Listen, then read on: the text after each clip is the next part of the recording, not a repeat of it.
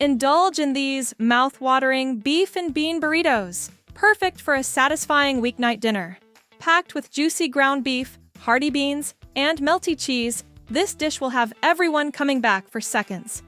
Ingredients for 6 burritos: 1 pound ground beef, 2 tablespoons taco seasoning, 6 flour tortillas, 16 ounces refried bean, 1 cup shredded Mexican cheese blend.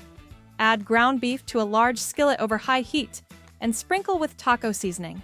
Cook, breaking up the meat until browned. Drain the fat and set aside to cool. Assemble the burritos by microwaving the flour tortilla for 20 seconds and begin to layer burritos starting with refried beans, followed by the cooked beef and cheese. Fold in the left and right sides of the tortilla and roll it up from the bottom, tucking the bottom edge under the filling. Wrap in parchment paper and label. Freeze up to 1 month. To reheat from frozen, wrap the burrito in a damp paper towel and microwave for 2 to 3 minutes, flipping halfway or until the center is hot. Let stand 1 minute before eating. What do you think?